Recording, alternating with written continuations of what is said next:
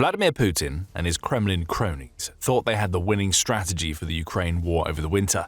Continuous destruction of Ukraine's energy infrastructure would be the key, with drones and missiles combining to plunge Ukraine's people into freezing cold darkness. Russia had to know that Ukraine wouldn't take this lying down. And in January, Russia crossed the line by hitting Kyiv hard. Ukraine's answer came during the night of January 25th, and it was brutal and devastating. Russia's airstrikes have been growing more intense over the past couple of weeks. Following a January 9th attack against Ukraine's energy grid, the Kremlin even outlined its callous plan: apply pressure to Ukraine to force it to come to the table. As the missiles flew and drones buzzed, Putin's favorite mouthpiece, Dmitry Peskov, echoed his boss's thoughts, claiming, "The situation is deteriorating day by day for the Kyiv regime," before stating that Ukraine's corridor for decision-making is narrowing. Translation: Russia will keep hitting the energy grid, and Ukraine will have to negotiate if it doesn't want its people to freeze. Fast forward to January 20th, and Russia followed up on its January 9th strike against Ukraine's energy infrastructure with yet another. Reported on by the New Voice of Ukraine, this strike was one of Russia's largest yet. Kyiv itself was attacked with ballistic missiles, which caused massive and ear-splitting explosions to ring through the city. At least one fire broke out, and disruption to the city's water and electricity supply was reported on Kyiv's left bank. By the time the Russian onslaught was done, Ukraine counted 18 ballistic missiles, 15 cruise missiles, a Zircon missile, and 339 attack drones among the projectiles that Russia sent flying. Russia's blunt force strike was successful, though nowhere near as successful as it could have been, as you'll discover if you watch our video. Ukraine did an amazing job of ensuring that the vast majority of Russia's missiles and drones didn't hit their targets on January 20th. Some did, of course. But most of the potential damage was mitigated. Not that this would quell Ukraine's anger, revenge had to come, and it would be brutal, so keep watching to find out what Ukraine did in response. Russia is still far from done. On January 24th, it struck again. Just hours after Ukrainian, Russian, and US diplomats met in Abu Dhabi to see if they could hash out anything resembling a ceasefire agreement, Russia proved that every claim that it makes to want peace is absolute nonsense. Yet more missiles and drones rained down on Ukraine. As air defense sirens blared, explosions rocked Kyiv once more, leading one European diplomat to claim that Moscow is sending a message written in fire. This is how Putin negotiates, not with words or legitimate promises, but with more death as he tries to grind down his enemy. The latest in a series of strikes has left Kyiv in a dilemma. As the Kyiv Post reported on January 25th, the January 24th strike alone cut the heating to 6,000 of the city's buildings, along with sapping electricity from 88,000 households. Emergency workers are being run ragged every night, trying to restore power to as many people as possible. However, there's no denying that the first part of the Russian strategy is working. The Kremlin's missiles and drones are indeed cutting heating and power en masse. What isn't working out for Putin is the breaking of the Ukrainian will that he expected to come as a result. The sad truth for Ukraine is that these energy infrastructure strikes may also be the result of the country's past as a Soviet state. However unwilling the Ukrainian people may have been to fall under the Soviet yoke, especially toward the end of the Union, the BBC says that it is likely Soviet urban planning that is contributing to making Russia's winter strategy so successful. The widespread prevalence of apartment blocks that rely on communal central heating in Kyiv is a major problem. This extremely Soviet structure sees water being heated up off-site before it's pumped into the radiators of thousands of homes. Russia attacking the plants where this heating is happening is an easy way to steal the warmth from Kyiv's citizens. Generators and battery packs can provide temporary solutions when electricity is cut, the BBC reports, but attacks on heating plants are a much bigger problem. Fear, then, is what Putin intends to spread in Ukraine. Russia has spent the last 2 weeks bombarding Kyiv and other cities with terroristic attacks that serve no military purpose. It isn't Ukraine's soldiers who are being hurt by any of this. They're on the front lines, not in the homes that are losing access to power and heat. It's Ukraine's civilians who are being hurt, the old and infirm, the children. Those who aren't fighting for their country and simply wish to survive the cruelty that Russia brings are those who are being brutalized in ways that should never be happening. And also that Putin can force Ukraine to the negotiating table so that it can make maximalist demands that it knows Ukraine won't and shouldn't accept. Yet, as is so often the case, Putin has underestimated the Ukrainian people. As Valentina Vertaletska, who is deputy director to whom The Guardian spoke on January 13th, puts it, "I think the Russians want to break us. There is nothing to be done. So we need to survive these kinds of problems. They want to make Ukrainians angry and unhappy. They think this will make us go out into the streets and protest, but that won't happen. Putin should be listening to people like Retaliation. He should also have been listening back in September when Ukraine's President Volodymyr Zelensky delivered a stark warning as his country anticipated Russia's ramping up of its energy grid strikes. If they threaten a blackout, for example, in Ukraine's capital, the Kremlin should know that there will be a blackout in Russia's capital, Zelensky roared at the time, before adding, Russia must clearly understand that civilized countries differ from wild ones, and that they never start first and are not aggressors, but that doesn't mean they are weak.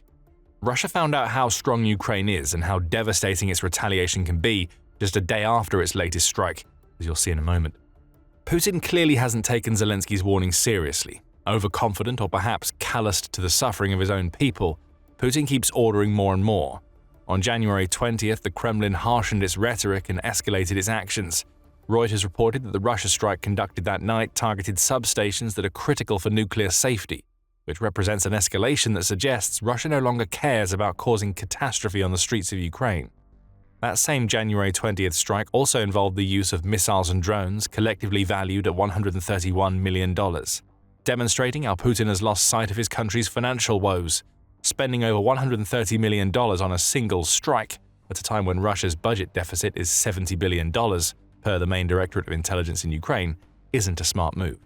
Putin is already hurting his people, and a day after the January 24th attack, Ukraine repaid Russia's actions in kind with swift retaliatory strikes.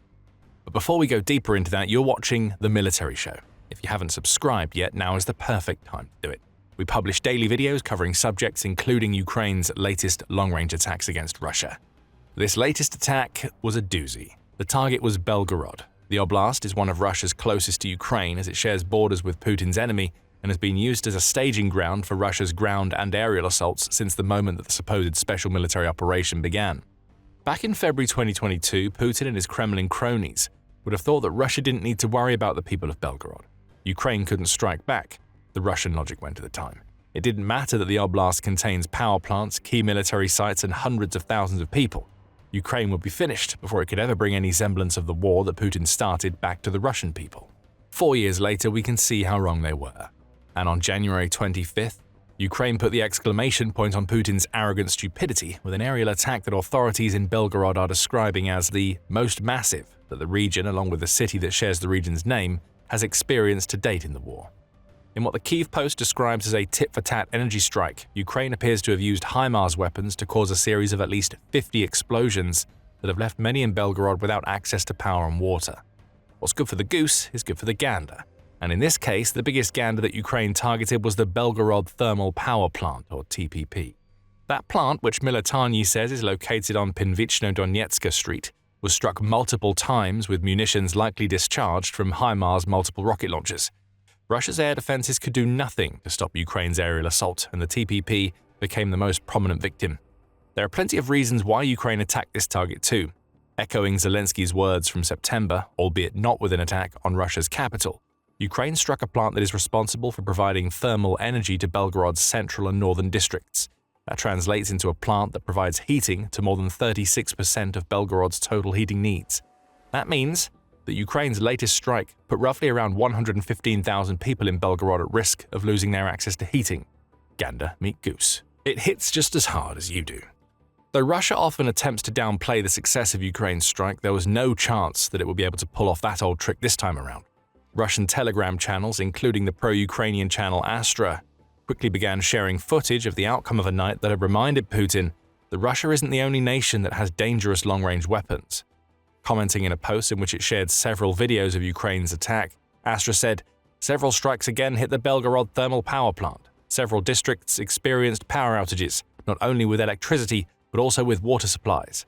Monitoring channels report that this attack was one of the most powerful. At least 50 explosions were counted in the city, according to local public groups." The video shows several aspects of the attack.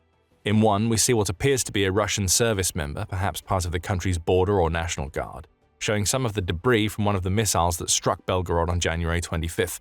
Another video highlights the sounds of several explosions as car alarms blare, with yet another showcasing a massive flash in the sky that was likely one of Ukraine's HIMARS scoring a direct hit against the Belgorod TPP. The evidence was out there almost as soon as Ukraine struck.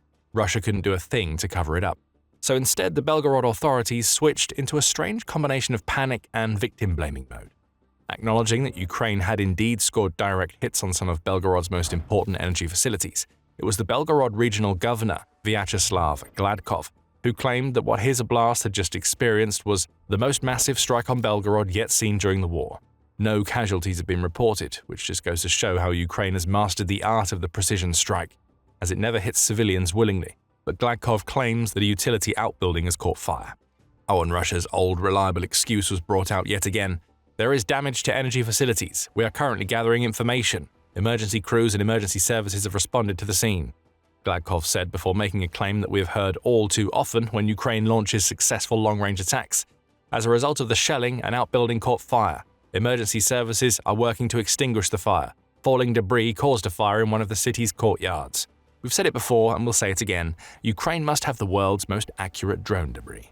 Gladkov later delivered another statement where he revealed that the damage that Ukraine's strike did was worse than he initially claimed. Homes, vehicles, and infrastructure were all hit, the regional governor claimed, and Ukraine's missiles targeted far more than the Belgorod TBP.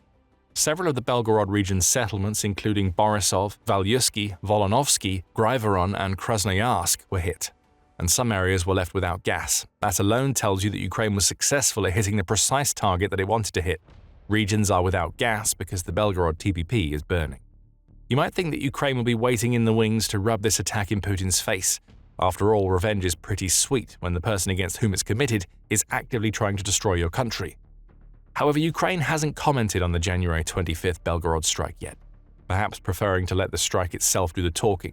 If Russia proved on January 24th that peace negotiations are pointless, Ukraine has shown itself willing to force peace through force of its own.